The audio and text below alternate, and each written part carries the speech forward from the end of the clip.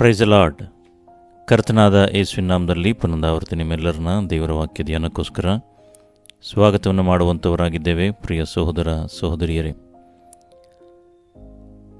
ಈ ದಿನದ ವಾಕ್ಯ ಧ್ಯಾನಕ್ಕಾಗಿ ಕ್ರಿಸ್ತನ ಮರಣ, ಡೆತ್ ಆಫ್ ಕ್ರೈಸ್ಟ್, ಇದನ್ನು ಕುರಿತು ದೇವರ ವಾಕ್ಯದ ಆಧಾರದಲ್ಲಿ ಧ್ಯಾನ ಮಾಡೋಣ.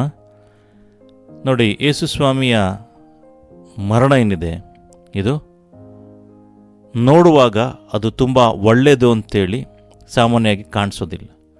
ಇದು ಒಂದು ಒಳ್ಳೆಯ ವಿಷಯ ಅಲ್ಲ ಅಂಥೇಳಿ ಸಾಮಾನ್ಯವಾಗಿ ಮಾತಾಡ್ಕೊಳ್ತಾರೆ, ಇಲ್ಲ ಅಂತೇಳಿದ್ರೆ ನೆಗೆಟಿವ್ ಆಗಿ ಅದನ್ನು ಹೇಳೋದನ್ನು ಸಹ ನಾವು ನೋಡ್ತೇವೆ. ಇದು ಮನುಷ್ಯನ ದೃಷ್ಟಿಗೆ ಇದು ಕಾಣುವಂಥ ಸಂಗತಿ ಇದಾದರೆ, ಆದರೆ ಯೇಸುಸ್ವಾಮಿ ಮರಣ ಏನಿದೆ, ಇದು ಮಾನವರ ದೃಷ್ಟಿಗೆ, ಮಾನವೀಯ ದೃಷ್ಟಿಗೆ ನೋಡಬೇಕಾದ್ರೆ ಇದು ಭಯಂಕರವಾಗಿ ಕಾಣಿಸುವಂಥದ್ದಾಗಿದೆ. ಒಂದು ವೇಳೆ ಇದು ಭಯಂಕರವಾಗಿ ಕಾಣಿಸ್ತು ಅಂತ ಹೇಳಿದ್ರು, ಆದರೆ ಇದು ದೈವಿಕ ಯೋಜನೆಗೆ ಒಳಪಟ್ಟದ್ದು ಅಂತ ಹೇಳಿದ್ರೆ, ಇದು ದೇವರ ಯೋಜನೆಯಾಗಿತ್ತು ಅಂತೇಳಿ ನಾವು ತಿಳ್ಕೊಳ್ಬೇಕಾಗಿದೆ, ಅರ್ಥ ಮಾಡ್ಕೊಳ್ಬೇಕಾಗಿದೆ. ಮಾನವರಿಗೆ ಮಹಾ ಆಶೀರ್ವಾದಗಳನ್ನು ಇದು ಉಂಟು ಮಾಡುವಂಥದ್ದಾಗಿದೆ. ಈ ಕ್ರಿಸ್ತನ ಮರಣ ಏನಿದೆ, ಇದು ಪುನರುತ್ಥಾನ, ಕ್ರಿಸ್ತನ ಮರಣ ಮತ್ತು ಪುನರುತ್ಥಾನ ಏನಿದೆ, ಇದು ಸುವಾರ್ತೆಯ ಕೇಂದ್ರವಾಗಿದೆ. ಸುವಾರ್ತೆಗೆ ಇದು ಕೇಂದ್ರವಾಗಿದೆ, ಕ್ರಿಸ್ತನ ಮರಣ ಮತ್ತು ಪುನರುತ್ಥಾನ. ಯೇಸುಸ್ವಾಮಿಯ ಮರಣದಲ್ಲಿರುವಂಥ ಸಂಗತಿಗಳು ನಾವು ನೋಡಬೇಕಾದ್ರೆ, ಇದು ಇನ್ಸ್ಟೆಂಟಾಗಿ ಆಯ್ತಾ ಅಂತ ನೋಡಬೇಕಾದ್ರೆ, ಇದು ಇನ್ಸ್ಟೆಂಟಾಗಿ ಆಗಿದ್ದಲ್ಲ. ಇದು ಒಂದು ಪೂರ್ವ ನಿಯೋಜನೆ. ಇದು ಮುಂಚೆನೇ ಇದು ಡಿಸೈಡ್ ಆಗಿತ್ತು, ಇದು ಮುಂಚೆನೇ ನಿರ್ಧಾರ ಆಗಿತ್ತು. ನೋಡಿ, ದೇವರ ವಾಕ್ಯದಲ್ಲಿ ಬರೆದಿದೆ, ಲೂಕನ ಬರೆದ ಸುವಾರ್ತೆ, ಬುಕ್ ಆಫ್ ಲೂಕನು ಬರೆದ ಸುವಾರ್ತೆ 24ನೇ ಅಧ್ಯಾಯ, ಲೂಕನು ಬರೆದ ಸುವಾರ್ತೆ 24ನೇ ಅಧ್ಯಾಯ 26 ಮತ್ತು 27ನೇ ವಾಕ್ಯವನ್ನು ನೋಡುವಾಗ ದೇವರ ವಾಕ್ಯದಲ್ಲಿ ಬರೆದಿದೆ, ಕ್ರಿಸ್ತನು ಇಂಥ ಶ್ರಮಗಳನ್ನು ಅನುಭವಿಸಿ ತನ್ನ ಮಹಾ ಪದವಿಗೆ ಸೇರುವುದು ಅಗತ್ಯವಾಗಿತ್ತಲ್ಲವೇ ಎಂದು ಹೇಳಿ, ಮೋಶೆಯ ಮತ್ತು ಎಲ್ಲ ಪ್ರವಾದಿಗಳ ಗ್ರಂಥಗಳು ಮೊದಲುಗೊಂಡು ಸಮಸ್ತ ಗ್ರಂಥಗಳಲ್ಲಿ ತನ್ನ ವಿಷಯವಾಗಿರುವ ಸೂಚನೆಗಳನ್ನು ಅವರಿಗೆ ವಿವರಿಸಿದನು. ಅಂದರೆ ಮೊದಲನೇದಾಗಿಯೇ ಅದು ಶಾಸ್ತ್ರದಲ್ಲಿ ಪ್ರವಾದಿಸಲ್ಪಟ್ಟಿತ್ತು. ಅಂದರೆ ಯೇಸುಸ್ವಾಮಿ ಇಂಥ ಶ್ರಮಗಳನ್ನು ಅಂತ ಹೇಳಬೇಕಾದ್ರೆ, ಶಿಲುಬೆಯ ಮರಣವನ್ನು ಹೊರುವಂಥದ್ದು, ಅದನ್ನು ಅನುಭವಿಸಿ ಮಹಾಪದವಿಗೆ ಸೇರುವಂಥದ್ದು, ಇದನ್ನು ಕುರಿತು ಶಾಸ್ತ್ರದಲ್ಲಿ ಪ್ರವಾದಿಸಲ್ಪಟ್ಟದನ್ನು ನಾವು ನೋಡ್ತಾ ಇದ್ದೇವೆ. ಅದು ಮಾತ್ರವಲ್ಲ, ನಾವು ನೋಡ್ತೇವೆ 1 Corinthians chapter 15 verse 1 and 3 ನೋಡಬೇಕಾದ್ರೆ, 1 ಕೊರಿಂಥ 15ನೇ ಅಧ್ಯಾಯ 1ರಿಂದ 3ನೇ ವಾಕ್ಯವನ್ನು ನೋಡಬೇಕಾದ್ರೆ ದೇವರ ವಾಕ್ಯದಲ್ಲಿ ಬರೆದಿದೆ, ಸಹೋದರರೇ, ನಾನು ನಿಮಗೆ ತಿಳಿಸಿದ ಸುವಾರ್ತೆಯನ್ನು ನಿಮ್ಮ ನೆನಪಿಗೆ ತರುತ್ತೇನೆ, ನೀವು ಅದನ್ನು ಸ್ವೀಕರಿಸಿರಿ, ಅದರಲ್ಲಿ ನಿಂತಿದ್ದೀರಿ. ನಾನು ಯಾವ ಸಂಗತಿಯನ್ನು ಹೇಳಿ ನಿಮಗೆ ಸುವಾರ್ತೆಯನ್ನು ತಿಳಿಸಿದೆನೋ ನೀವು ಅದನ್ನು ಗಟ್ಟಿಯಾಗಿ ಹಿಡಿಕೊಂಡ್ರೆ ಮತ್ತು ನಿಮ್ಮ ನಂಬಿಕೆಯು ನಿರಾಧಾರವಾಗದ ಪಕ್ಷಕ್ಕೆ ಆ ಸುವಾರ್ತೆಯಿಂದ ನಿಮಗೆ ರಕ್ಷಣೆಯಾಗುತ್ತದೆ. ನಾನು ನಿಮಗೆ ತಿಳಿಸಿದ ಮೊದಲಿನ ಸಂಗತಿಗಳೊಳಗೆ ಒಂದು ಸಂಗತಿಯನ್ನು ನಿಮಗೆ ತಿಳಿಸಿಕೊಟ್ಟೆನು, ಅದು ನಾನು ಸಹ ಕಲಿತುಕೊಂಡದ್ದೇ. ಅದೇನೆಂದರೆ, ಶಾಸ್ತ್ರದಲ್ಲಿ ಮುಂತಿಳಿಸಿರುವ ಪ್ರಕಾರ ಕ್ರಿಸ್ತನು ನಮ್ಮ ಪಾಪಗಳ ನಿವಾರಣೆಗಾಗಿ ಸತ್ತನು, ಹೂಣಲ್ಪಟ್ಟನು.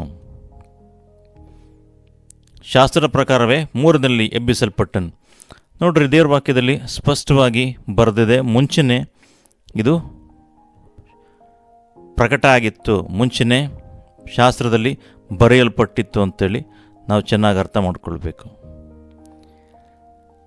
ನಾವು ನೋಡ್ತೇವೆ, ಹಾಗಾದರೆ ಯೇಸುಸ್ವಾಮಿ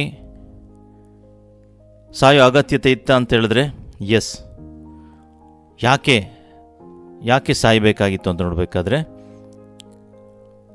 ಧರ್ಮಶಾಸ್ತ್ರದಲ್ಲಿ ಬರೆದಿರುವಂಥ ನೆರವೇರುವಂಥದ್ದು ಅಗತ್ಯವಾಗಿತ್ತು. ಧರ್ಮಶಾಸ್ತ್ರದಲ್ಲಿ ಏನು ಬರೆದಿದೆ ಅದು ನೆರವೇರೋದೊಂದು ಅಗತ್ಯವಾಗಿತ್ತು. ಹಾಗಾಗಿ ಕ್ರಿಸ್ತನ ಮರಣ, ಯೇಸು ಸ್ವಾಮಿ ಮರಣ ಅಗತ್ಯತೆ ಇತ್ತು ಅಂತ ಹೇಳಿದ್ರೆ ಎಸ್, ಶಾಸ್ತ್ರ ನೆರವೇರುವಿಕೆಗೆ ಅದು ಅಗತ್ಯ ಇತ್ತು. ಅದು ಮಾತ್ರವಲ್ಲ, ರೋಮ 4ನೇ ಅಧ್ಯಾಯ 25ನೇ ವಾಕ್ಯವನ್ನು ನೋಡುವಾಗ book of Romans chapter 4 verse 25 book of Romans chapter 4 verse 25 ನೋಡಬೇಕಾದ್ರೆ ದೇವರ ವಾಕ್ಯದಲ್ಲಿ ಬರೆದಿದೆ, ದೇವರು ಆತನನ್ನು ನಮ್ಮ ಅಪರಾಧಗಳ ನಿಮಿತ್ತ ಮರಣಕ್ಕೆ ಒಪ್ಪಿಸಿಕೊಟ್ಟು ನಮಗೆ ನೀತಿವಂತರೆಂಬ ನಿರ್ಣಯವು ಉಂಟಾಗುವ ನಿಮಿತ್ತ ಜೀವದಿಂದ ಎಬ್ಬಿಸಿದನು. ನೋಡಿ, ದೇವರು ಆತನಂತ ಹೇಳಿದ್ರೆ ಯೇಸು ಸ್ವಾಮಿಯನ್ನು ನಮ್ಮ ಅಪರಾಧಗಳ ನಿಮಿತ್ತ ಮರಣಕ್ಕೆ ಒಪ್ಪಿಸಿಕೊಟ್ಟು. ಸೊ ಮಾನವರೆಲ್ಲರೂ ಪಾಪ ಮಾಡಿದ್ದರಿಂದ ಕ್ರಿಸ್ತನು ಮರಣ ಒಂದೊಂದು ಅಗತ್ಯ ಆಗಿತ್ತು ಅಂಥೇಳಿ ಬೈಬಲ್ನಲ್ಲಿ ಬರೆದಿದೆ.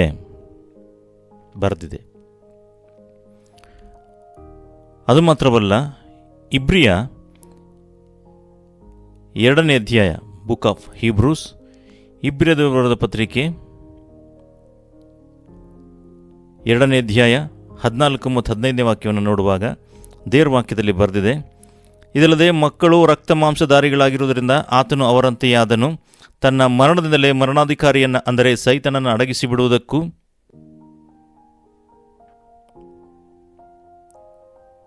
ಮರಣ ಭಯದ ದೆಸೆಯಿಂದ ತಮ್ಮ ಜೀವಮಾನದಲ್ಲೆಲ್ಲ ದಾಸತ್ವದೊಳಗಿದ್ದವರನ್ನು ಬಿಡಿಸುವುದಕ್ಕೂ ಅವರಂತೆ ರಕ್ತ ಮಾಂಸಧಾರಿಯಾದನು. ಹಾಲೆಲೂಯ. ಅಂದರೆ ಮರಣಾಧಿಕಾರಿ ಅಂತ ಸೈತನನ್ನು ಅಡಗಿಸೋದಕ್ಕೋಸ್ಕರ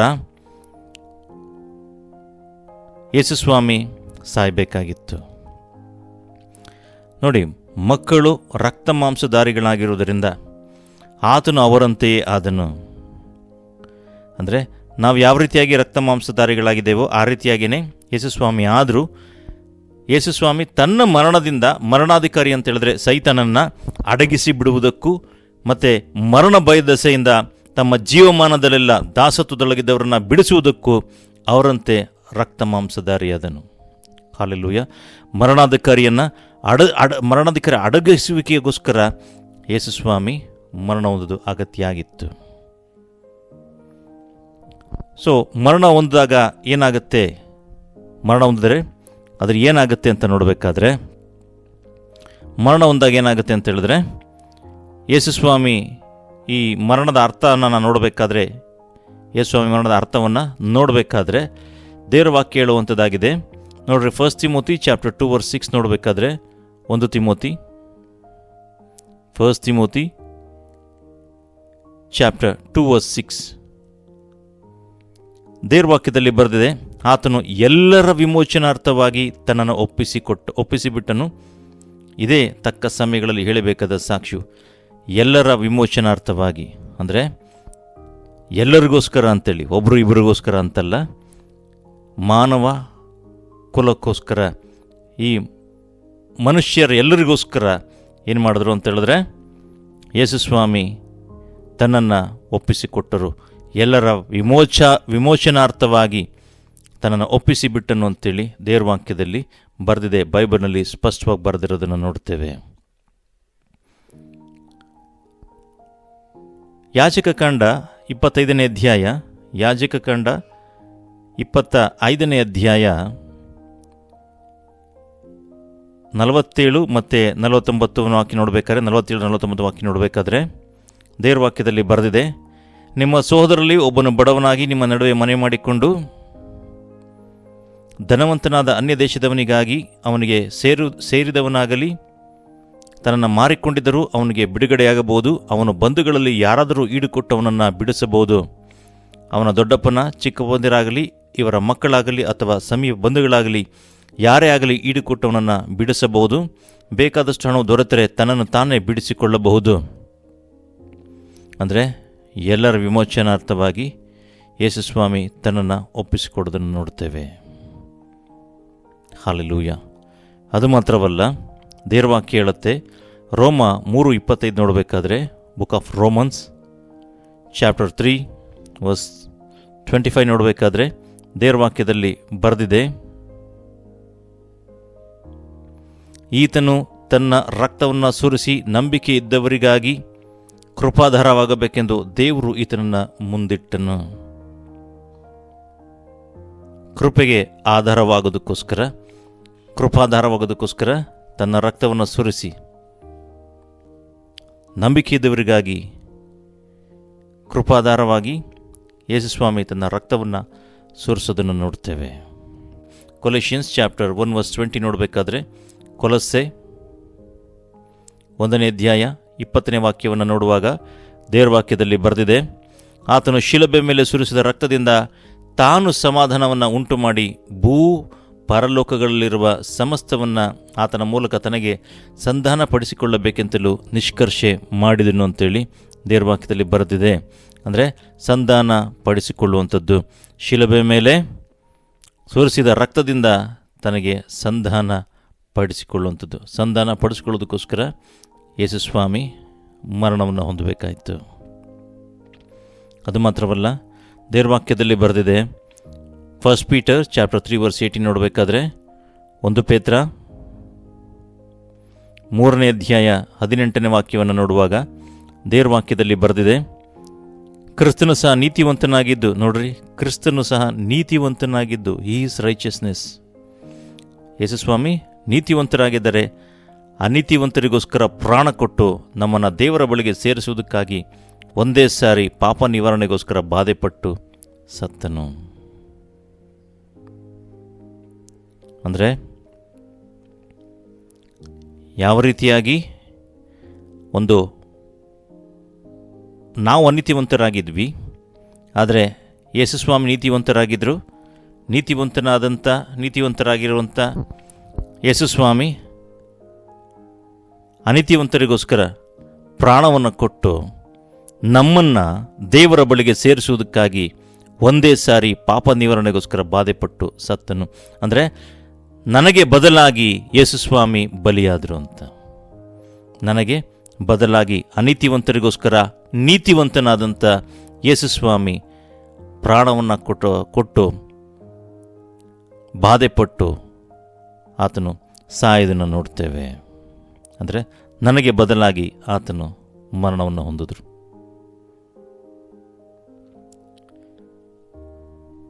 ರೋಮ 5ನೇ ಅಧ್ಯಾಯ 10 ಮತ್ತು 11ನೇ ವಾಕ್ಯದಲ್ಲಿ ಬರೆದಿದೆ, book of Romans chapter 5 10 and 11 10 ಮತ್ತು 11ನೇ ವಾಕ್ಯವನ್ನು ನೋಡಬೇಕಾದ್ರೆ ದೇವರ ವಾಕ್ಯದಲ್ಲಿ ಬರೆದಿದೆ, ದೇವರಿಗೆ ವೈರಿಗಳಾಗಿದ್ದ ನಾವು ಆತನ ಮಗನ ಮರಣದ ಮೂಲಕ ಆತನೊಂದಿಗೆ ಸಮಾಧಾನವಾಗಿರಲಾಗಿ ಆತನ ಕೂಡ ಸಮಾಧಾನವಾದ ನಮಗೆ ಆ ಮಗನಿಗಿರುವ ಜೀವದಿಂದ ರಕ್ಷಣೆಯಾಗುವುದು ಮತ್ತು ನಿಶ್ಚಯವಲ್ಲವೇ. ಇಷ್ಟು ಮಾತ್ರವೇ ಅಲ್ಲದೆ ನಾವು ನಮ್ಮ ಕರ್ತನಾದ ಯೇಸು ಕ್ರಿಸ್ತನ ಮೂಲಕ ಸಮಾಧಾನ ಸ್ಥಿತಿ ಹೊಂದಿದವರಾಗಿ ಆತನ ಮುಖಾಂತರ ದೇವರಲ್ಲಿ ಹರ್ಷಗೊಳ್ಳುತ್ತೇವೆ. ದೇವರ ವಾಕ್ಯದಲ್ಲಿ ಬರೆದಿದೆ, ಯೇಸುಸ್ವಾಮಿ ತನ್ನ ಮರಣದ ಮೂಲಕವಾಗಿ ನಮ್ಮನ್ನು ಸಮಾಧಾನ ಪಡಿಸಿದ್ದಾರೆ. ದೇವರಿಗೆ ನಾವು ವೈರಿಗಳಾಗಿದ್ವಿ, ಆದರೆ ನಾವು ಆತನ ಮಗನ ಮರಣದ ಮೂಲಕ ಆತನೊಂದಿಗೆ ಸಮಾಧಾನವಾಗಿದ್ದೇವೆ. ದೇವರು ಸಮಾಧಾನ ಪಡಿಸಿದ್ದಾರೆ. ಹಾಲೆಲೂಯ. ಯೇಸುಸ್ವಾಮಿ ಈ ಮರಣ ಹೊಂದರಿಂದ ಏನೆಲ್ಲ ಪರಿಣಾಮಗಳಾಯಿತು, ಏನೆಲ್ಲ ಎಫೆಕ್ಟ್ ಆಯಿತು ಅಂತ ನೋಡಬೇಕಾದ್ರೆ ರೋಮನ್ಸ್ ಚಾಪ್ಟರ್ 5:10 ನೋಡಬೇಕಾದ್ರೆ ದೇವರ ವಾಕ್ಯದಲ್ಲಿ ಬರೆದಿದೆ, ದೇವರಿಗೆ ವೈರಿಗಳಿಗೆ ನಾವು ಆತನ ಮಗನ ಮರಣದ ಮೂಲಕ ಆತನೊಂದಿಗೆ ಸಮಾಧಾನವಾಗಿರಲಾಗಿ ಆತನ ಕೂಡ ಸಮಾಧಾನವಾದ ನಮಗೆ ಆ ಮಗನಿಗಿರುವ ಜೀವದಿಂದ ರಕ್ಷಣೆಯಾಗುವುದು ಮತ್ತು ನಿಶ್ಚಯವಲ್ಲವೇ. ಅಂದರೆ ಯೇಸುಸ್ವಾಮಿ ಮರಣದ ಪರಿಣಾಮ ಏನು ಅಂತ ನೋಡಬೇಕಾದ್ರೆ ದೇವರಿಗೆ ಮತ್ತು ಮನುಷ್ಯರಿಗೆ ಮಧ್ಯೆ ಇದ್ದಂಥ ವೈರತ್ವ ಅದು ನೀಗಲ್ಪಡ್ತು. ದೇವರಿಗೆ ಮೊದಲು ನಾವು ವೈರಿಗಳಾಗಿದ್ವಿ, ಆದರೆ ಆತನ ಮಗನ ಮರಣದ ಮುಖಾಂತರವಾಗಿ ಇದ್ದಂಥ ವೈರತ್ವ ನೀಗಲ್ಪಡ್ತು. ಅದು ಮಾತ್ರವಲ್ಲ, ಎಫೆಷಿಯನ್ಸ್ ಚಾಪ್ಟರ್ 2:14 ನೋಡಬೇಕಾದ್ರೆ ಎಫೆಸದ ಬರೆದ ಪತ್ರಿಕೆ 2ನೇ ಅಧ್ಯಾಯ 14ನೇ ವಾಕ್ಯವನ್ನು ನೋಡುವಾಗ ದೇವರ ವಾಕ್ಯದಲ್ಲಿ ಬರೆದಿದೆ, ನಮ್ಮನ್ನು ಒಂದು ಮಾಡಿದವನಾದ ಆತನ ನಮಗೆ ಸಮಾಧಾನ ಕರ್ತೃವಾಗಿದ್ದಾನೆ. ಆತನು ತನ್ನ ಶರೀರವನ್ನು ಸಮರ್ಪಿಸಿದರಲ್ಲಿ ವಿಧಿರೂಪವಾದ ಆಜ್ಞೆಗಳು ಧರ್ಮಶಾಸ್ತ್ರ ತೆಗೆದುಹಾಕಿ ಇದ್ದ ದ್ವೇಷವನ್ನು ಮುಗಿಸಿ ನಮ್ಮನ್ನು ಅಗಲಿಸಿದ ಅಡ್ಡಗೋಡೆಯನ್ನು ಕೆಡವಿ ಹಾಕಿದನು. ಅಂದರೆ ಮನುಷ್ಯರ ಮತ್ತು ದೇವರ ನಡುವೆ ಇದ್ದಂಥ ಗೋಡೆ ಏನಿದೆ ಅದನ್ನು ಕೆಡವು ಹಾಕಿದ್ರು ಅಂತೇಳಿ. ಮನುಷ್ಯರ ಮತ್ತು ದೇವರ ಮಧ್ಯೆ ಇದ್ದಂಥ ಅಡ್ಡಗೋಡೆ ಏನಿದೆ ಅದನ್ನು ಕೆಡವಿ ಹಾಕಿ, ಅದು ಮಾತ್ರವಲ್ಲ, ಆತನು ಸಮಾಧಾನ ಮಾಡುವನಾಗಿ ಉಭಯರನ್ನು ತನ್ನಲ್ಲಿ ಒಬ್ಬ ನೂತನ ಪುರುಷನನ್ನಾಗಿ ನಿರ್ಮಿಸಿದ್ದಾನೆ. ಇದ್ದ ದ್ವೇಷವನ್ನು ತನ್ನ ಶಿಲುಬೆ ಮೇಲೆ ಕೊಂದು ಆ ಶಿಲುಬೆಯ ಮೂಲಕ ಉಭಯರನ್ನು ಒಂದೇ ದೇಹದಂತಾಗ ಮಾಡಿ ದೇವರೊಂದಿಗೆ ಸಮಾಧಾನ ಪಡಿಸಿದ್ದಾನೆ ಅಂತೇಳಿ ದೇವರ ವಾಕ್ಯದಲ್ಲಿ ಬರೆದಿದೆ. ಹಲ್ಲೆಲೂಯ. ಸೊ ಮನುಷ್ಯರ ಮಧ್ಯೆ ಇದ್ದಂಥ ಗೋಡೆ ಕೆಡವಲ್ಪಡೋದನ್ನು ನೋಡ್ತೇವೆ. ಅದು ಮಾತ್ರವಲ್ಲ, ಲೋಕದ ಸಮಸ್ತ ಪಾಪ ನಿವಾರಣೆ ಯೇಸುವಿನ ಮರಣದ ಮುಖಾಂತರವಾಗಿ ಆಗಿದೆ. ನೋಡ್ರಿ, 1 John chapter 2 verse 22 ನೋಡಬೇಕಾದ್ರೆ, 1 ಯೋಹನ 2ನೇ ಅಧ್ಯಾಯ 2ನೇ ವಾಕ್ಯವನ್ನು ನೋಡುವಾಗ ದೇವರ ವಾಕ್ಯದಲ್ಲಿ ಬರೆದಿದೆ, ಆತನು ನಮ್ಮ ಪಾಪಗಳನ್ನು ನಿವಾರಣೆ ಮಾಡುವ ಯಜ್ಞವಾಗಿದ್ದಾನೆ. ನಮ್ಮ ಪಾಪಗಳನ್ನು ಮಾತ್ರವಲ್ಲದೆ ಸಮಸ್ತ ಲೋಕದ ಪಾಪಗಳನ್ನು ಸಹ ನಿವಾರಣೆ ಮಾಡುತ್ತಾನೆ. ಸೊ ಯೇಸು ಸ್ವಾಮಿ ಮರಣ ಹೊಂದಿದಾಗ ಏನಾಗುತ್ತೆ ಅಂತ ಹೇಳಿದ್ರೆ, ನಮ್ಮ ಪಾಪಗಳು ನಿವಾರಣೆ ಮಾಡುವ ಯಜ್ಞವಾಗಿದ್ದಾನೆ. ನಮ್ಮ ಪಾಪಗಳನ್ನು ಮಾತ್ರವಲ್ಲದೆ ಸಮಸ್ತ ಲೋಕದ ಪಾಪಗಳನ್ನು ಸಹ ನಿವಾರಣೆ ಮಾಡ್ತೇನೆ ಅಂತೇಳಿ ದೇವರ ವಾಕ್ಯದಲ್ಲಿ ಬರೆದಿದೆ. ಅಂದರೆ ಸಮಸ್ತ ಲೋಕದ ಪಾಪ ನಿವಾರಣೆ ಒದಗಿಸಲ್ಪಟ್ಟಿದೆ ಅಂಥೇಳಿ ದೇವರ ವಾಕ್ಯದಲ್ಲಿ ಬರೆದಿದೆ. ಅದು ಮಾತ್ರವಲ್ಲ, ರೋಮನ್ಸ್ ಚಾಪ್ಟರ್ 3 verse 24 and 26 ನೋಡಬೇಕಾದ್ರೆ, ರೋಮ 3ನೇ ಅಧ್ಯಾಯ, book of Romans chapter 3 24 and 26 ನೋಡಬೇಕಾದ್ರೆ ದೇವರ ವಾಕ್ಯದಲ್ಲಿ ಬರೆದಿದೆ, ಅವರು ನೀತಿವಂತರೆಂದು ನಿರ್ಣಯ ಹೊಂದುವುದು ದೇವರ ಉಚಿತಾರ್ಥವಾದ ಕೃಪೆಯಿಂದಲೇ ಕ್ರಿಸ್ತ ಯೇಸುವಿನಿಂದಾದ ಪಾಪ ವಿಮೋಚನೆ ಮೂಲಕವಾಗಿ ಆಗುವುದು. ದೇವರು ಹಿಂದಿನ ಕಾಲದ ಪಾಪಗಳನ್ನು ದಂಡಿಸಿ ಸಹಿಸಿಕೊಂಡಿರಲಾಗಿ ತನ್ನ ನೀತಿಯನ್ನು ಈಗಿನ ಕಾಲದಲ್ಲಿ ಹೀಗೆ ತೋರಿಸಿ, ನಾನು ನೀತಿ ಸ್ವರೂಪನಾಗಿಯೂ ಯೇಸುವಿನ ನಂಬಿಕೆ ಇಡುವವರನ್ನ ನೀತಿವಂತರು ನಿರ್ಣಯಿಸುವನಾಗಿಯೂ ಕಾಣಿಸಿಕೊಂಡಿದ್ದಾನೆ. ಅಂದರೆ ನೀತಿವಂತರೆಂಬ ನಿರ್ಣಯಕ್ಕೆ ಅನುಕೂಲವಾಗಿರುವಂಥದ್ದಾಗಿದೆ. ಅಂದರೆ ನಾನು ನೀತಿವಂತನಲ್ಲ, ನಾನು ಸ್ವಂತ ನೀತಿವಂತನಾಗಿ ಸಾಧ್ಯ ಇಲ್ಲ, ಆದರೆ ಕ್ರಿಸ್ತನ ಮುಖಾಂತರವಾಗಿ, ಆತನ ಮುಖಾಂತರವಾಗಿ ನಾನು ನೀತಿವಂತನಂತೇಳಿ ಹೇಳ್ಬೋದು. ನೀತಿವಂತನಾಗೋದಕ್ಕೆ ಇದು ನೀತಿವಂತರೆಂಬ ನಿರ್ಣಯಕ್ಕೆ ಇದು ಅನುಕೂಲಕರವಾಗುವಂಥದ್ದಾಗಿದೆ. ಅಂದರೆ ನೀತಿವಂತ ಅಂತೇಳಿ ನಿರ್ಣಯಿಸೋಕ್ಕೆ ಅನುಕೂಲವಾಗುವಂಥದ್ದಾಗಿದೆ. ಅನುಕೂಲವಾಗುತ್ತೆ ಅಂತ ಹೇಳಿದ್ರೆ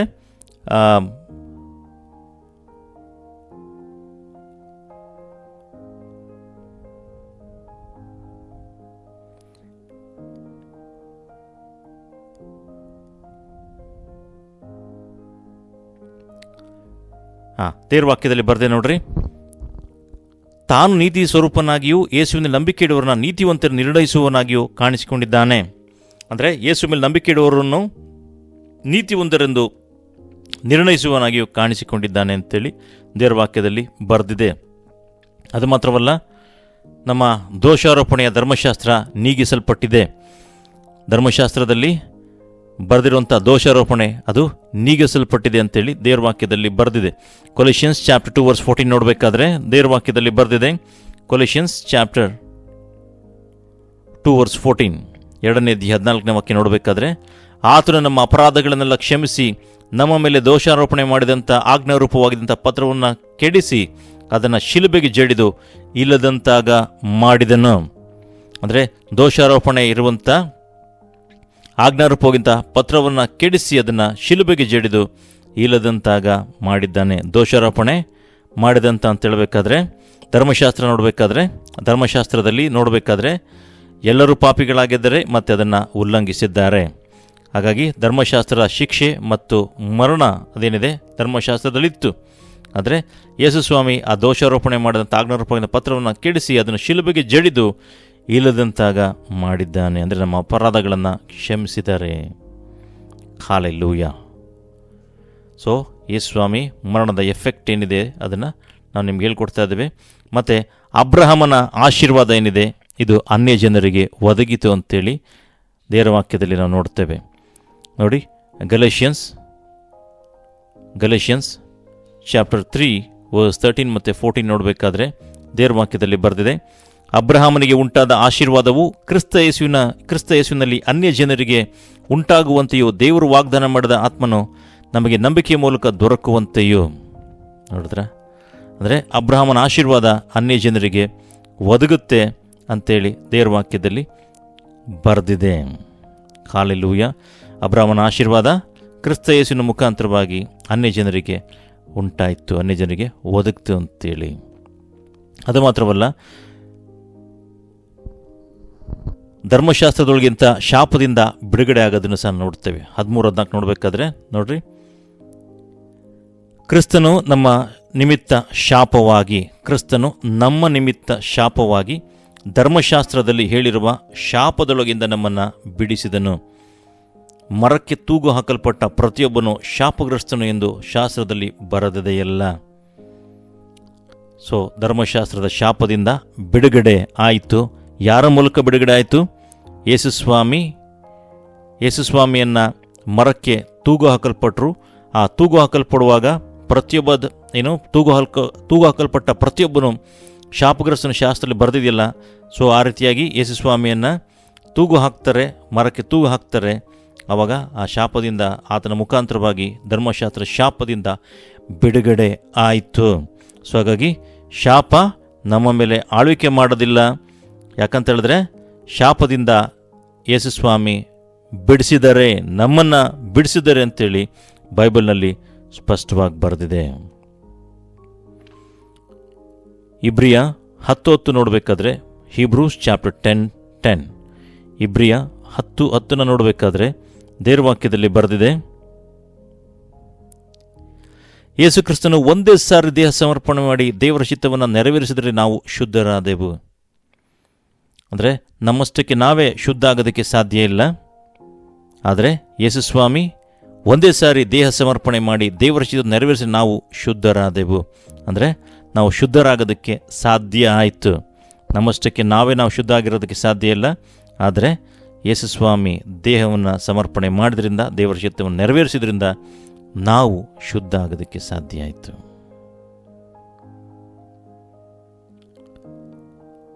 ಮತ್ತು ದೇವರ ಸಮಕ್ಷಮಕ್ಕೆ ಅದು ಮಾರ್ಗ ತೆರೆಯಲ್ಪಡ್ತು. ದೇವರ ಸಮಕ್ಷಮಕ್ಕೆ ಮಾರ್ಗ ತೆರೆಯಲಾಯಿತು. ನೋಡ್ರಿ, ಹೀಬ್ರೂಸ್ ಚಾಪ್ಟರ್ 10:19 ಮತ್ತು 20 ನೋಡಬೇಕಾದ್ರೆ ದೇವರ ವಾಕ್ಯದಲ್ಲಿ ಬರೆದಿದೆ, ಹೀಗಿರುವಲ್ಲಿ ಸಹೋದರರೇ, ಯೇಸು ನಮಗೋಸ್ಕರ ಪ್ರತಿಷ್ಠಿಸಿದ ಜೀವವುಳ್ಳ ಹೊಸ ದಾರಿಯಲ್ಲಿ ಆತನ ರಕ್ತದ ಮೂಲಕ ಆತನ ಶರೀರವೆಂಬ ತೆರೆಯ ಮುಖಾಂತರ ದೇವರ ಸಮಕ್ಷಮದಲ್ಲಿ ಪ್ರವೇಶಿಸುವುದಕ್ಕೆ ನಮಗೆ ಧೈರ್ಯ ಉಂಟಾಯಿತು. ದೇವರ ಸಮಕ್ಷಮಕ್ಕೆ ಮಾರ್ಗ ಓಪನ್ ಆಯಿತು. ದೇವರ ಸಮಕ್ಷಮಕ್ಕೆ ಹೋಗಬೇಕಾದ್ರೆ ನಮಗೆ ಫಸ್ಟು ಆ ಧೈರ್ಯ ಇರಲಿಲ್ಲ. ಆದರೆ ಈಗ ದೇವರ ಸಮಕ್ಷಮಕ್ಕೆ ಮಾರ್ಗ ತೆರೆದಿದೆ. ನಾವು ಧೈರ್ಯವಾಗಿ ಹೋಗ್ಬೋದು. ಪ್ರವೇಶಿಸೋದಕ್ಕೆ ನಮಗೆ ಧೈರ್ಯ ಉಂಟಾಯಿತು ಅಂತೇಳಿ ದೇವರ ವಾಕ್ಯದಲ್ಲಿ ಬರೆದಿದೆ. ಹಾಲೆಲೂಯ. ನೋಡಿ, ಇದೆಲ್ಲ ಏನು ಅಂತ ಹೇಳಿದ್ರೆ, ಇವೆಲ್ಲ ಬೈಬಲ್ ಸ್ಟಡಿ ಮಾಡಬೇಕಾದ್ರೆ ಇನ್ನು ವಿಶಾಲವಾಗಿ ವಿವರವಾಗಿ ಹೇಳ್ಕೊಡ್ಬೋದು.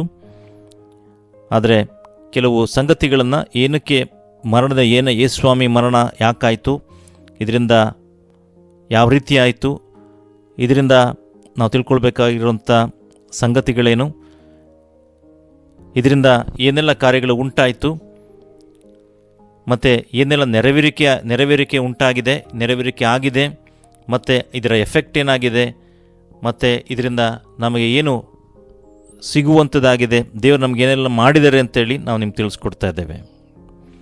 ಇದು ಒಂದು ದೊಡ್ಡ ಸಬ್ಜೆಕ್ಟ್ ಆಗಿದೆ. ಇದಕ್ಕೆ ಅನೇಕ ತುಂಬ ಟೈಮ್ ತಗೊಳ್ಳುತ್ತೆ. ಆದರೆ ಇರುವಂಥ ಸಮಯದಲ್ಲೇ ನಾವು ಆದಷ್ಟು ವಿಷಯಗಳನ್ನು ವಿವರವಾಗಿ ನಿಮ್ಗೆ ತಿಳಿಸಲು ಬಯಸುವಂಥವರಾಗಿದ್ದೇವೆ ದೇವರ ವಾಕ್ಯದ ಆಧಾರದಲ್ಲಿ.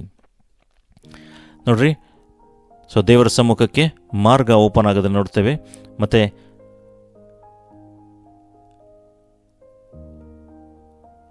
ಕೊಲೊಸಿಯನ್ಸ್ ಚಾಪ್ಟರ್ 2:15 ನೋಡಬೇಕಾದ್ರೆ, ಕೊಲೊಸಿಯನ್ಸ್ ಚಾಪ್ಟರ್ 2:15 ನೋಡಬೇಕಾದ್ರೆ ದೇವರ ವಾಕ್ಯದಲ್ಲಿ ಬರೆದಿದೆ, ಆತನು ದೊರೆತನಗಳನ್ನು, ಅಧಿಕಾರಿಗಳನ್ನು ನಿರಾಯುಧರನ್ನಾಗಿ ಮಾಡಿ ಜಯೋತ್ಸವ ಮಾಡುತ್ತಾನೋ ಎಂಬಂತೆ ಶಿಲುಬೆಯ ಮೇಲೆ ಅವುಗಳನ್ನು ಜಯಿಸಲ್ಪಟ್ಟುಗಳನ್ನಾಗಿ ಮೆರೆಸುತ್ತಾ ತೋರಿಸಿದನು. ಅಂದರೆ ಸೈತಾನ ದುರಾತ್ಮಗಳ ಮೇಲೆ ಜಯವನ್ನು ಸಾಧಿಸೋದನ್ನು ನೋಡ್ತೇವೆ. ಸೈತನ ದುರಾತ್ಮಗಳ ಮೇಲೆ ಜಯವನ್ನು ಸಾಧಿಸೋದನ್ನು ನಾವು ನೋಡ್ತೇವೆ. ಯೇಸುಸ್ವಾಮಿ ಆತನು ಶಿಲುಬೆಯ ಮೇಲೆ ದೊರೆತನಗಳನ್ನು, ಅಧಿಕಾರಿಗಳನ್ನು ನಿರಾಯುಧರನ್ನಾಗಿ ಮಾಡಿ ಜಯೋತ್ಸವ ಮಾಡುತ್ತಾನೆ ಎಂಬಂತೆ ಶಿಲುಬೆ ಮೇಲೆ ಅವುಗಳನ್ನು ಜಯಿಸಲ್ಪಟ್ಟವುಗಳನ್ನಾಗಿ ಮೆರೆಸುತ್ತಾ ತೋರಿಸಿದನು. ಹಲ್ಲೆಲೂಯಾ. ಸೈತನ ದುರಾತ್ಮಗಳ ಮೇಲೆ ಜಯವನ್ನು ಇಲ್ಲಿ ದೇವರು ಕೊಟ್ಟಿರೋದನ್ನು ನಾವು ನೋಡ್ತೇವೆ. ಮತ್ತು ಹೀಬ್ರೂಸ್ ಚಾಪ್ಟರ್ 2 14-15 ನೋಡಬೇಕಾದ್ರೆ ಮರಣದ ಭಯ ದಾಸತ್ವದೊಳಗಿಂದ ಬಿಡುಗಡೆಯನ್ನು ಅನುಗ್ರಹಿಸಿದ್ದಾರೆ. ಮರಣದ ಭಯದ ದಾಸತ್ವದೊಳಗಿಂದ ಬಿಡುಗಡೆಯನ್ನು ಯೇಸುಸ್ವಾಮಿ ಅನುಗ್ರಹಿಸಿದರೆ. Hebrews chapter 2 14-15. ಇಬ್ರಿಯ 2ನೇ ಅಧ್ಯಾಯ 14 ಮತ್ತು 15ನೇ ವಾಕ್ಯ ನೋಡಬೇಕಾದ್ರೆ ದೇವರ ವಾಕ್ಯದಲ್ಲಿ ಬರೆದಿದೆ, ಇದಲ್ಲದೆ ಮಕ್ಕಳು ರಕ್ತ ಮಾಂಸಧಾರಿಗಳಾಗಿರೋದ್ರಿಂದ ಆತನು ಅವರಂತೆಯೇ ಆದನು. ತನ್ನ ಮರಣದಲ್ಲೇ ಮರಣಾಧಿಕಾರಿನೆಂದರೆ ಸೈತನ ನಡಗಿಸಿ ಬಿಡುವುದಕ್ಕೂ ಮರಣ ಭಯದ ದೆಸೆಯಿಂದ ತಮ್ಮ ಜೀವಮಾನದಲ್ಲೆಲ್ಲ ದಾಸತ್ವದೊಳಗಿದ್ದವರನ್ನು ಬಿಡಿಸುವುದಕ್ಕೂ ಅವರಂತೆ ರಕ್ತ ಮಾಂಸಧಾರಿಯಾದನು. ಅಂದರೆ ಯಾವ ರೀತಿಯಾಗಿ ಮರಣ ಭಯದಿಂದ ದಾಸದವರಿಗೆ ಬಿಡುಗಡೆ ಉಂಟು ಮಾಡಿದ್ರು, ಬಿಡುಗಡೆಯನ್ನು ಕೊಟ್ಟರು ಸ್ವಾಮಿ ಅಂತೇಳಿ ನಾವು ನೋಡ್ತೇವೆ. ಹಲ್ಲೆಲೂಯಾ. ನಾವು ಯೇಸುಸ್ವಾಮಿ ಯಾರಿಗೆಲ್ಲ ಸತ್ರು, ಯಾವುದಕ್ಕೆಲ್ಲ ಸತ್ರು ಅಂತ ನೋಡಬೇಕಾದ್ರೆ ಆತನು ಅಶಕ್ತರಿಗಾಗಿ, ಅಂದರೆ ಶಕ್ತಿ ಇಲ್ಲದವ್ರಿಗೆ. ರೋಮನ್ಸ್ ಚಾಪ್ಟರ್ 5:6, ರೋಮ 5ನೇ ಅಧ್ಯಾಯ 6ನೇ ವಾಕ್ಯವನ್ನು ನೋಡಬೇಕಾದ್ರೆ ದೇವರ ವಾಕ್ಯದಲ್ಲಿ ಬರೆದಿದೆ. ರೋಮನ್ಸ್ ಚಾಪ್ಟರ್ 5:6 ನೋಡಬೇಕಾದ್ರೆ ದೇವರ ವಾಕ್ಯದಲ್ಲಿ ಬರೆದಿದೆ, ನಾವು ಅಶಕ್ತರಾಗಿದ್ದಾಗಲೇ ಕ್ರಿಸ್ತನು ನೇಮಿತ ಕಾಲದಲ್ಲಿ ಭಕ್ತಿಹೀನರಿಗೋಸ್ಕರ ಪ್ರಾಣ ಕೊಟ್ಟನು. ಆತನು ಅಶಕ್ತರಿಗೋಸ್ಕರ ಪ್ರಾಣ ಕೊಟ್ಟನು ದೇವರ ವಾಕ್ಯದಲ್ಲಿ ಬರೆದಿದೆ. ಭಕ್ತಿಹೀನರಿಗೋಸ್ಕರ ಸತ್ತನು. ಅದು ಮಾತ್ರವಲ್ಲ, ಆತನು ಪಾಪಿಗಳಾಗಿದ್ದಾಗಿಯೂ. 5ನೇ ಅಧ್ಯಾಯ 8ನೇ ವಾಕ್ಯ ನೋಡಬೇಕಾದ್ರೆ, ರೋಮ 5:8 ನೋಡಬೇಕಾದ್ರೆ, ಆದರೆ ನಾವು ಪಾಪಿಗಳಾಗಿದ್ದಾಗಲೂ ಕ್ರಿಸ್ತ ನಮಗೋಸ್ಕರ ಪ್ರಾಣ ಕೊಟ್ಟದರಲ್ಲಿ ದೇವರು ನಮ್ಮ ಮೇಲೆ ತನಗಿರುವ ಪ್ರೀತಿಯನ್ನು ಸಿದ್ಧಾಂತಪಡಿಸಿದ್ದಾನೆ. ಆತನು ಪಾಪಿಗಳಿಗೋಸ್ಕರ ಸಾಯುವುದನ್ನು ನೋಡ್ತೇವೆ. ರೋಮ 5:10 ನೋಡಬೇಕಾದ್ರೆ, ದೇವರಿಗೆ ವೈರಿಗಳಾಗಿದ್ದ ನಾವು ಆತನ ಮಗನ ಮರಣದ ಮೂಲಕ ಆತನೊಂದಿಗೆ ಸಮಾಧಾನವಾಗಿರಲಾಗಿ ಆತನ ಕೂಡ ಸಮಾಧಾನವಾದ ನಮಗೆ ಆ ಮಗನಿಗಿರುವ ಜೀವನ ರಕ್ಷಣೆಯಾಗುವುದು ಮತ್ತು ನಿಶ್ಚಯವಲ್ಲವೇ. ನಾವು ದೇವರಿಗೆ ವೈರಿಗಳಾಗಿದ್ವು,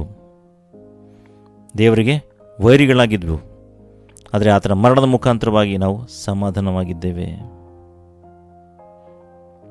ಹಲ್ಲೆಲೂಯಾ. ದೇವರ ವಾಕ್ಯ ಹೇಳ್ತಾ ಇದೆ, ಆತನ ವೈರಿಗಳಿಗೋಸ್ಕರ, ಆತನ ವೈರಿಗಳಿಗಾಗಿ ಸತ್ತನು ಅಂತೇಳಿ ದೇವರ ವಾಕ್ಯದಲ್ಲಿ ಬರ್ತಿದೆ. 1 ತಿಮೋತಿ ಚಾಪ್ಟರ್ 1 12-3 ನೋಡಬೇಕಾದ್ರೆ, 1 ತಿಮೋತಿ ಚಾಪ್ಟರ್ 1 12 ಮತ್ತು 13ನೇ ವಾಕ್ಯದಲ್ಲಿ ಬರೆದಿದೆ, ಈ ಸುವಾರ್ತೆಯ ಸೇವೆಯು ನನಗೆ ಕೊಡಲ್ಪಟ್ಟಿತು, ನನಗೆ ಬಲವನ್ನು ದಯಪಾಲಿಸನು. ನಮ್ಮ ಕರ್ತನಾದ ಯೇಸು ಕ್ರಿಸ್ತನೇ ಮೊದಲು ದೂಷಕನು, ಹಿಂಸಕನು, ಬಲಾತ್ಕಾರಿಯಾಗಿದ್ದ ನನ್ನನ್ನು ಆತ ನಂಬಿಗಸ್ತನಿಂದ ಎಣಿಸಿ ತನ್ನ ಸೇವೆಗೆ ನೇಮಿಸಿಕೊಂಡದಕ್ಕಾಗಿ ನಾನು ಆತನಿಗೆ ಸ್ತೋತ್ರ ಸಲ್ಲಿಸ್ತೇನೆ. ನಾನು ಅವಿಶ್ವಾಸಿಯಾಗಿ ತಿಳಿಯದೆ ಹಾಗೆ ಮಾಡಿದರೆ ನನ್ನ ಮೇಲೆ ಕರುಣೆ ಉಂಟಾಯಿತು. ದೇವರು ಯೇಸುಸ್ವಾಮಿ ಹಿಂಸಕರಿಗೋಸ್ಕರ ಸತ್ತನು, ಬಲಾತ್ಕಾರಿಗಳಿಗೋಸ್ಕರ ಸತ್ತನು, ಅವಿಶ್ವಾಸಿಗಳಿಗೋಸ್ಕರ ಸತ್ತನು. ಯೇಸುಸ್ವಾಮಿ ವಿಶ್ವಾಸಿಗಳಿಗೆ ಮಾತ್ರ ಅಲ್ಲ, ಅವಿಶ್ವಾಸಿಗಳಿಗೂ ಸಹ ಸತ್ತನು ಅಂತೇಳಿ ದೇವರ ವಾಕ್ಯದಲ್ಲಿ ಬರೆದಿದೆ. ನೋಡ್ರಿ, 15ನೇ ವಾಕ್ಯ 1 ತಿಮೋತಿ 1ನೇ ಅಧ್ಯಾಯ 15ನೇ ವಾಕ್ಯದಲ್ಲಿ ಬರೆದಿದೆ, ಕ್ರಿಸ್ತ ಯೇಸು ಪಾಪಿಗಳನ್ನು ರಕ್ಷಿಸೋಕ್ಕೋಸ್ಕರ ಈ ಲೋಕಕ್ಕೆ ಬಂದನು ಎಂಬ ವಾಕ್ಯವು ನಂಬತಕ್ಕದ್ದಾಗಿಯೂ ಸರ್ವಾಂಗೀಕಾರಕ್ಕೆ ಯೋಗ್ಯವಾದದ್ದಾಗಿಯೂ ಅದೇ ಆ ಪಾಪಿಗಳಲ್ಲಿ ನಾನೇ ಮುಖ್ಯಸ್ಥನು. ಹಲ್ಲೆಲೂಯಾ. ಯೇಸುಸ್ವಾಮಿ ಅವಿಶ್ವಾಸಿಗಳಿಗೋಸ್ಕರನು ಸತ್ತನು ಅಂತೇಳಿ ದೇವರ ವಾಕ್ಯದಲ್ಲಿ ಬರೆದಿದೆ. ಯೋಹಾನ 1:29 ನೋಡಬೇಕಾದ್ರೆ, ಬುಕ್ ಆಫ್ ಜಾನ್ ಚಾಪ್ಟರ್ 1:29 ದೇವರ ವಾಕ್ಯದಲ್ಲಿ ಬರೆದಿದೆ, ಮರುದಿನ ಯೋಹಾನನು ತನ್ನ ಕಡೆಗೆ ಬರುವ ಯೇಸುವನ್ನು ನೋಡಿ, ಅಗೋ ಯಜ್ಞಕ್ಕೆ ದೇವರು ನೇಮಿಸಿದ ಕುರಿ, ಲೋಕದ ಪಾಪವನ್ನು ನಿವಾರಣೆ ಮಾಡುವವನು, ಲೋಕದ ಪಾಪವನ್ನು ನಿವಾರಣೆ ಮಾಡುವನು, ಆತನು ಲೋಕಕ್ಕಾಗಿ ಸತ್ತನು ಅಂತೇಳಿ ದೇವರ ವಾಕ್ಯದಲ್ಲಿ ಬರೆದಿದೆ. ಎಫಿಷಿಯನ್ಸ್ ಚಾಪ್ಟರ್ 5, ಎಫೆಸ 5ನೇ ಅಧ್ಯಾಯ, ಎಫಿಷಿಯನ್ಸ್ ಚಾಪ್ಟರ್ 5 25-27 ನೋಡಬೇಕಾದ್ರೆ 27 ವಾಕ್ಯ ನೋಡಬೇಕಾದ್ರೆ, ಪುರುಷರೇ, ಕ್ರಿಸ್ತನು ಸಭೆಯನ್ನು ಪ್ರೀತಿಸುವ ಪ್ರಕಾರವೇ ನಿಮ್ಮ ಹೆಂಡತಿಯರನ್ನು ಪ್ರೀತಿಸಿರಿ. ಆತನು ಅದನ್ನು ಪ್ರತಿಷ್ಠೆ ಪಡಿಸುವುದಕ್ಕಾಗಿ ತನ್ನನ್ನು ಒಪ್ಪಿಸಿಕೊಟ್ಟನು. ಅದನ್ನು ಕಳಂಕ, ಸುಕ್ಕು ಮುಂತಾದೊಂದು ಇಲ್ಲದ ಕನ್ನಿಕೆಯೋ ಎಂಬಂತೆ ಪರಿಶುದ್ಧವೂ ನಿರ್ದೋಷವೂ ಮಹಿಮೆಯುಳ್ಳದ್ದೂ ಆಗಿರುವ ಸಭೆಯನ್ನಾಗಿ ತನ್ನೆದುರಿನಲ್ಲಿ ನಿಲ್ಲಿಸಿಕೊಳ್ಳಬೇಕೆಂದು ವಾಕ್ಯೋಪದೇಶ ಸಹಿತವಾದ ಜಲಸ್ನಾನವನ್ನು ಮಾಡಿಸಿ ಶುದ್ಧ ಮಾಡಿದನು. ದೇವರ ವಾಕ್ಯದಲ್ಲಿ ಬರೆದಿದೆ, ಆತನು ಸಭೆಗಾಗಿ ಸತ್ತನು. ಆತನು ಸಭೆಗಾಗಿ ಸತ್ತನು ಅಂತೇಳಿ. ಹಾಲೆಲೂಯಾ. ಪ್ರಿಯ ಸೋದರ ಸೋದರಿಯರೇ, ಯೇಸುಸ್ವಾಮಿ ನನಗಾಗಿ ನಿನಗಾಗಿ ಶಿಲುಬೆಯಲ್ಲಿ ಮರಣ ಹೊಂದಿದ್ರು. ಹಾಗಾದರೆ ಈ ಶಿಲುಬೆಯ ಮರಣದೊಂದಿಗೆ, ಕ್ರಿಸ್ತ ಮರಣದೊಂದಿಗೆ ನಾವು ಯಾವ ರೀತಿಯಾಗಿ ಗುರುತಿಸ್ಕೊಳ್ಬೋದು ಅಂತ ನೋಡಬೇಕಾದ್ರೆ, ಇಲ್ಲ ಯಾವ ರೀತಿಯಾಗಿ ಅರ್ಥ ಮಾಡ್ಕೊಳ್ಬೋದು ಅಂತ ನೋಡಬೇಕಾದ್ರೆ, ಇಲ್ಲ ಯೇಸುಸ್ವಾಮಿ ಶಿಲುಬೆ ಮರಣವನ್ನು ಹೊಂದಿದ್ದಾರೆ, ಹಾಗಾಗಿ ನಾವು ಯಾವ ರೀತಿಯಾಗಿ ಜೀವಿಸಬೇಕು, ಯಾವ ರೀತಿಯಾಗಿ ಇರಬೇಕು ಅಂತ ನೋಡಬೇಕಾದ್ರೆ, ದೇವರ ವಾಕ್ಯದಲ್ಲಿ ಬರೆದಿದೆ, ಕ್ರಿಸ್ತ ನಮಗಾಗಿ ಸತ್ತನೆಂಬ ಸತ್ಯವು ನಮಗೆ ತಿಳಿದಿರುವಂತೆ ನಾವು ಆತನೊಂದಿಗೆ ಸತ್ತಿದ್ದೇವೆಂಬ ಸತ್ಯದ ಪ್ರಕಟಣೆ ನಮಗೆ ಅಗತ್ಯವಾಗಿರುವಂಥದ್ದಾಗಿದೆ. ನಾವು ಚೆನ್ನಾಗಿ ಅರ್ಥ ಮಾಡ್ಕೊಳ್ಬೇಕು. ರೋಮನ್ಸ್ ಚಾಪ್ಟರ್ 6 and 6 ನೋಡಬೇಕಾದ್ರೆ, ಆತನ ಮರಣದಲ್ಲಿ ಪಾಲುಗಾರರಾಗೋದಕ್ಕೆ ದೀಕ್ಷಾಸ್ನಾನ ಮಾಡಿಸಿಕೊಳ್ಳರೆಂದು ನಿಮಗೆ ತಿಳಿಯೋದು ಅಂತೇಳಿ ನಾವು ನೋಡ್ತದೆ. ಅಂದರೆ ತಿಳ್ಕೊಳ್ಬೇಕು. ರೋಮ 6ನೇ ಅಧ್ಯಾಯ 5ನೇ ವಾಕ್ಯದಲ್ಲಿ ಬರೆದಿದೆ, ನಾವು ಆತನ ಮರಣಕ್ಕೆ ಸದೃಶ್ಯವಾದ ಮರಣವನ್ನು ಹೊಂದಿ ಆತನಲ್ಲಿ ಐಕ್ಯವಾಗುವೆವು ಅಂತೇಳಿ. ರೋಮ 6ನೇ ಅಧ್ಯಾಯ 10 ಮತ್ತು 11ನೇ ವಾಕ್ಯ ನೋಡಬೇಕಾದ್ರೆ ದೇವರ ವಾಕ್ಯದಲ್ಲಿ ಬರೆದಿದೆ, ರೋಮನ್ಸ್ ಚಾಪ್ಟರ್ 6 10 and 11 ನೋಡಬೇಕಾದ್ರೆ ದೇವರ ವಾಕ್ಯದಲ್ಲಿ ಬರೆದಿದೆ, ಮರಣವು ಇನ್ನೂ ಆತನನ್ನು ಆಳುವುದಿಲ್ಲವೆಂದು ನಮಗೆ ತಿಳಿದದೆ. ಆತನು ಸತ್ತದ್ದು ಒಂದೇ ಸಾರಿ, ಅದು ಪಾಪದ ಪಾಲಿಗೆ. ಆತನು ಜೀವಿಸುವುದು ದೇವರಿಗಾಗಿ. ಅದೇ ಪ್ರಕಾರ ನೀವು ಸಹ ನಿಮ್ಮನ್ನು ಕ್ರಿಸ್ತ ಯೇಸುವಿನ ಐಕ್ಯದಿಂದ ಪಾಪದ ಪಾಲಿಗೆ ಸತ್ತವರು ದೇವರಿಗಾಗಿ ಜೀವಿಸುವರು ಎಂದು ಎಣಿಸಿಕೊಳ್ಳ್ರಿ. ಹಾಗಾಗಿ ನೀವು ಸಹ ಯೇಸುವಿನ ಐಕ್ಯದೊಂದಿಗೆ ಪಾಪದ ಪಾಲಿಗೆ ಸತ್ತವರು ದೇವರಿಗೋಸ್ಕರ ಜೀವಿಸುವರು ಆಗಿರಬೇಕು ಅಂತೇಳಿ ಎಣಿಸ್ಕೊಳ್ರಿ ಅಂತೇಳಿ ದೇವರ ವಾಕ್ಯದಲ್ಲಿ ಬರೆದಿದೆ. ಫಿಲಿಪ್ಪಿ 3:10 ನೋಡಬೇಕಾದ್ರೆ, ಫಿಲಿಪೈನ್ಸ್ ಚಾಪ್ಟರ್ 3:10, ಫಿಲಿಪ್ಪಿ 3ನೇ ಅಧ್ಯಾಯ 10ನೇ ವಾಕ್ಯ ನೋಡಬೇಕಾದ್ರೆ ದೇವರ ವಾಕ್ಯದಲ್ಲಿ ಬರೆದಿದೆ, ಆತನನ್ನು, ಆತನ ಪುನರುತ್ಥಾನದಲ್ಲಿರುವ ಶಕ್ತಿಯನ್ನು, ಆತನ ಬಾಧೆಗಳಲ್ಲಿ ಪಾಲುಗಾರಾಗಿರುವ ಪದವಿಯನ್ನು ತಿಳ್ಕೊಂಡು ಆತನ ಮರಣದ ವಿಷಯದಲ್ಲಿ ಆತನಿಗೆ ಅನುರೂಪನಾಗಬೇಕೆಂಬುದೇ ನನ್ನ ಕುತೂಹಲವಾಗಿದೆ. ಅಂದರೆ ಆತನ ಮರಣದ ವಿಷಯದಲ್ಲಿ ಆತನಿಗೆ ಸ್ವರೂಪನಾಗಬೇಕು ನನಗೆ ಕುತೂಹಲವಾಗಿದೆ ಅಂತೇಳಿ ಪೌಲ ಫಿಲಿಪ್ಪಿಯರು ಬರೆದ ಪತ್ರಿಕೆಯಲ್ಲಿ ಬರೆದಿರೋದು ನೋಡ್ತೇವೆ. ಅಂದರೆ ಆ ಸ್ವರೂಪವಾಗ ಬಯಸಿರಿ. 2 ಕೊರಿಂಥಿಯನ್ಸ್ ಚಾಪ್ಟರ್ 4:10 ನೋಡಬೇಕಾದ್ರೆ, 2 ಕೊರಿಂಥ 4ನೇ ಅಧ್ಯಾಯ 2 ಕೊರಿಂಥಿಯನ್ಸ್ ಚಾಪ್ಟರ್ 4:10 4ನೇ ಅಧ್ಯಾಯ 10ನೇ ವಾಕ್ಯ ನೋಡಬೇಕಾದ್ರೆ ದೇವರ ವಾಕ್ಯದಲ್ಲಿ ಬರೆದಿದೆ, ಯೇಸುವಿನ ಜೀವವು ನಮ್ಮ ದೇಹದಲ್ಲಿ ಉಂಟೆಂದು ತೋರಿ ಬರುವುದಕ್ಕಾಗಿ ಯೇಸುವಿನ ಮರಣಾವಸ್ಥೆ ನಾವು ಯಾವಾಗಲೂ ದೇಹದಲ್ಲಿ ಅನುಭವಿಸುತ್ತಾ ತಿರುಗಾಡುತ್ತೇವೆ. ಅನುಭವಿಸ್ರಿ. ಯೇಸುವಿನ ಮರಣಾವಸ್ಥೆ ನಾವು ಯಾವಾಗಲೂ ದೇಹದಲ್ಲಿ ಅನುಭವಿಸುತ್ತಾ ತಿರುಗಾಡುತ್ತೇವೆ ಅಂತೇಳಿ ಪೌಲ ಕೊರಿಂಥರು ಬರೆದ ಪತ್ರಿಕೆಯಲ್ಲಿ ಬರೆದ್ರೆ ನೋಡ್ತೇವೆ. ನೋಡ್ರಿ, ಮರಣ ಅನ್ನೋದು ಯಾವುದೇ ಕಾರಣಕ್ಕೂ ತಡೆದು ನಿಲ್ಲಿಸೋದಕ್ಕಾಗಲ್ಲ. ಮರಣ ಎಲ್ಲರಿಗೂ ಸಹ ಮರಣ ಅನ್ನೋದು ಬಂದೇ ಬರುತ್ತೆ. ಆ ಮರಣವನ್ನು ತಂದಿಸೋದಕ್ಕೆ ಸಿದ್ಧ ಆಗಬೇಕು. ಆದರೆ ಈ ಲೋಕದಲ್ಲಿ ಯಾರು ಎಷ್ಟು ಕಾಲ ಬದುಕ್ತಾರೆ, ಎಷ್ಟು ಕಾಲ ಇರ್ತಾರೆ ಅಂತೇಳಿ ಅದು ದೇವರು ನಿರ್ಣಯಿಸುವಂಥದ್ದಾಗಿದೆ. ದೇವರ ಕರಗಳಲ್ಲಿ ಅದು ಇರುವಂಥದ್ದಾಗಿದೆ. ಯೇಸುವಿನ ಮರಣದಲ್ಲಿ ಮತ್ತು ಪುನರುತ್ಥಾನದಲ್ಲಿ ನಾವು ನಂಬಿ ಆತನ ಮರಣಾವಸ್ಥೆಯನ್ನು ಅನುಭವಿಸುತ್ತಿರುವ ಮೂಲಕ ಮರಣಕ್ಕೆ ಸಿದ್ಧರಾಗ್ತೇವೆ. ಅದೇ ಪ್ರಕಾರವಾಗಿ ಆತನ ಪುನರುತ್ಥಾನ ಹೊಂದಿದ್ದ ಹಾಗೆ ನಾವು ಸಹ ಆತನೊಂದಿಗೆ ಪುನರುತ್ಥಾನ ಹೊಂದುವಂಥವರಾಗಿದ್ದೇವೆ. ಪುನರುತ್ಥಾನ ಹೊಂತೇವೆ. ಪುನರುತ್ಥಾನವನ್ನು ದೇವರು ಕೊಡುವಂಥವರಾಗಿದ್ದಾರೆ. ಪುನರುತ್ಥಾನವನ್ನು ಕುರಿತು ನಾವು ಮುಂದಿನ ಸಂದೇಶದಲ್ಲಿ ನಾವು ತಿಳಿಸ್ಕೊಡ್ತೇವೆ. ಇದು ಯೇಸು ಕ್ರಿಸ್ತನ ಮರಣವನ್ನು ಕುರಿತು, ಮರಣದಲ್ಲಿರುವಂಥ ಸಂಗತಿಗಳನ್ನು ಕುರಿತು ನಾವು ನಿಮಗೆ ದೇವರ ವಾಕ್ಯದ ಆಧಾರದಲ್ಲಿ ವಿವರಿಸಿದ್ದೇವೆ. ಕ್ರಿಸ್ತನ ಪುನರುತ್ಥಾನ, ದ ರೆಸರಕ್ಷನ್ ಆಫ್ ಕ್ರೈಸ್ಟ್ ಏನು ಅಂತೇಳಿ ನಾವು ಮುಂದಿನ ಅಧ್ಯಾಯದಲ್ಲಿ ನಾವು ನಿಮಗೆ ತಿಳಿಸ್ಕೊಡ್ತೇವೆ.